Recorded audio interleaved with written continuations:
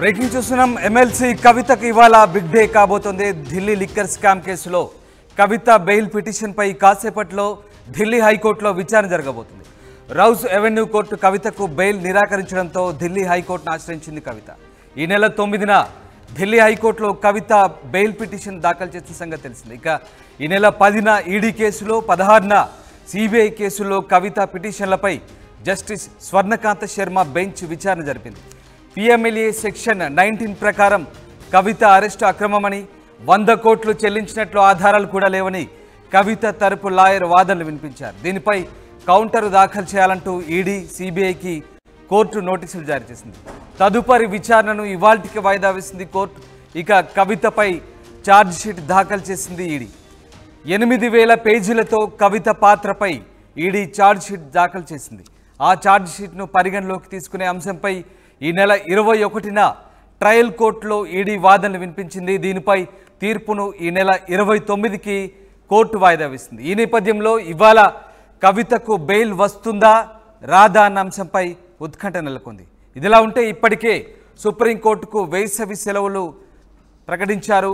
Delhi high court కూడా రేపటి నుంచి హాలిడేస్ ఇవ్వబోతున్నారు. మరోవైపు వచ్చే వారంలో అటు ట్రయల్ కోర్టు కూడా సెలవులు ఇచ్చే అవకాశం కనబడుతోంది.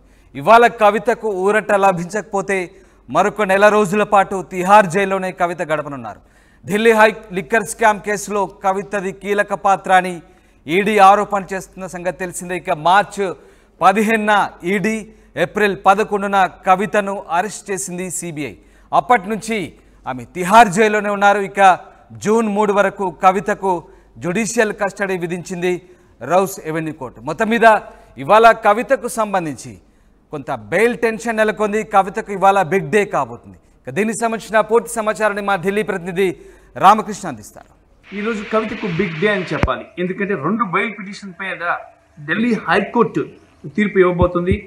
లిక్కర్ స్కామ్లో పీకల దాకా కూరుకుపోయిన ఆమె తిహార్ జైల్లో ఉన్నారు. మరి ఎన్ఫోర్స్మెంట్ డైరెక్టరేట్ బెయిల్ పిటిషన్, అలాగే సిబిఐ బెయిల్ పిటిషన్, 2 పిటిషన్లు కూడా ఢిల్లీ హైకోర్టులోని జస్టిస్ స్వర్ణకాంత్ శర్మ ధర్మాసనం విచారణ చేపట్టింది. మరి ఈరోజు విచారణ ప్రారంభమైంది. ఆమెకు బెయిల్ వస్తుందా, రిలీఫ్ వస్తుందా, రాదా అనేది చాలా పెద్ద క్వశ్చన్ మార్క్గా ఉంది. ముఖ్యంగా చూసుకున్నట్టుగైతే 2 కేసులకి సంబంధించి ఇటు సిబిఐ, ఇంకోవైపు ఎన్ఫోర్స్మెంట్ డైరెక్టరేట్ 2 కూడా స్ట్రాంగ్గా తన వాదనలు వినిపిస్తుంది. ఎటువంటి పరిస్థితుల్లో కూడా కవితకు బెయిల్ ఇవ్వద్దు అంటూ వాదనలు వినిపిస్తున్న నేపథ్యంలో ఎలాంటి డెసిషన్ వస్తుంది, ధర్మాసనం ఎలాంటి నిర్ణయం తీసుకుంటుంది?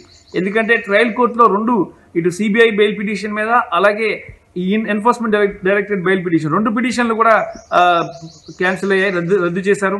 మరి బెయిల్ ఇవ్వకుండా బెయిల్ తిరస్కరించింది రోజ్ ఎవెన్యూ సిబిఐ ప్రత్యేక న్యాయస్థానం.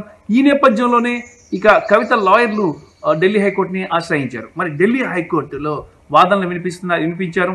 ఇటు కవిత తరపున న్యాయవాదులు, అలాగే సిబిఐ, ఈడీ తరపున న్యాయవాదులు కూడా వాదనలు వినిపించారు. మరి ఈ వాదనల తర్వాత న్యాయస్థానం ఎలాంటి డెసిషన్ తీసుకుంటుందో చూడాలి. ఎందుకంటే ఇప్పటిదాకా లిక్కర్ స్కామ్లో ఎవరైతే నిందితులు ఉన్నారో అందరినీ కూడా ఎవరిని కూడా విడిచిపెట్టలేదు. ఎవరికి కూడా ట్రయల్ కోర్టు కానీ హైకోర్టు కానీ బెయిల్ మంజూరు చేయలేదు. ఆఖరికి ఢిల్లీ ముఖ్యమంత్రి అరవింద్ కేజ్రీవాల్ కూడా బెయిల్ పిటిషన్ తోసిపుచ్చింది. ఈ నేపథ్యంలో కవిత 2 బెయిల్ పిటిషన్లు కూడా తోసిపుస్తారని, అంటే తిరస్కరిస్తారనే సమాచారం అందుతుంది. ఈ నేపథ్యంలో ఆమె సర్వోన్నత న్యాయస్థానాన్ని అప్రోచ్ అయ్యి సుప్రీంకోర్టు నుంచి బెయిల్ తెచ్చుకోవాల్సిన పరిస్థితి అయితే ఏర్పడుతుంది. ఎందుకంటే ముఖ్యమంత్రి అరవింద్ కేజ్రీవాల్కి, అలాగే ఆప్ ఎంపీ సంజయ్ సింగ్, అలాగే కొంతమంది ఈ లిక్కర్ స్కామ్లో ఉన్న నిందితులు ఎవరైతే ఉన్నారో చాలా మందికి కూడా ఈ సుప్రీంకోర్టు నుంచే బెయిల్ వచ్చింది. మరి ఆ రకంగా బెయిల్ తీసుకోవాల్సిన పరిస్థితి అయితే కవితకి ఏర్పడే అవకాశం ఉంది. ఎందుకంటే ఇది సిబిఐ కానీ ఈడీ కానీ తమకు అభ్యంతరం లేదు బెయిల్ ఇవ్వడానికి అని చెప్పేసి క్లియరెన్స్ ఇస్తేనే కోర్టు బెయిల్ ఇచ్చే అవకాశం ఉంది. కానీ ఢిల్లీ హైకోర్టులో వీళ్ళు స్ట్రాంగ్గా వాదనలు వినిపిస్తున్న నేపథ్యంలో బెయిల్ వస్తుందా రాదా అనేది ప్రశ్నార్థకంగా మారింది. అయితే కవితకి ఇక్కడ బెయిల్ వచ్చే అవకాశాలు చాలా తక్కువే అని చెప్పి తెలుస్తుంది. 2 కేసులు కూడా బెయిల్ రావాలి. ఒక కేసులో బెయిల్ వచ్చి ఇంకో కేసులో కానీ బెయిల్ రాకపోతే మాత్రం కవిత తిహార్ జైల్లోనే ఉండే అవకాశం ఉంది. 2 కేసుల్లో కూడా ఆమెకి రిలీఫ్ వస్తేనే ఆమె తిహార్ జైలు నుంచి బయటపడే అవకాశం అయితే ఉంది. దేశవ్యాప్తంగా సంచలనం సృష్టించిన ఈ లిక్కర్ స్కామ్లో కవిత కింగ్ పిన్ కీలక పాత్ర పోషించారు. మద్యం వ్యాపారాన్ని ఢిల్లీ ముఖ్యమంత్రికి పరిచయం చేసింది కూడా కవిత అని చెప్పేసి కూడా సిబిఐ, ఈడీ తన వాదనలు వినిపించింది. అంటే ఆమె పాత్ర ఎంతవరకు ఉంది అనే దానికి సంబంధించి ఒక క్లియర్ ఎవిడెన్స్ని కోర్టు ముందు ప్రొడ్యూస్ చేసింది.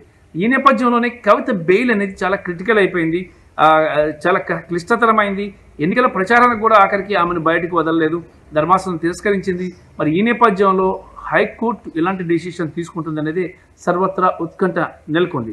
మరి హైకోర్టు కానీ బెయిల్ రిజెక్ట్ చేస్తే మాత్రం ఇక ఆమె సర్వోన్నత న్యాయస్థానాన్ని ఆశ్రయించి అక్కడి నుంచి బెయిల్ పొందాల్సిన పరిస్థితి అయితే ఏర్పడుతుంది. రామకృష్ణ, RTV, న్యూఢిల్లీ. ఈరోజు కవితకు బిగ్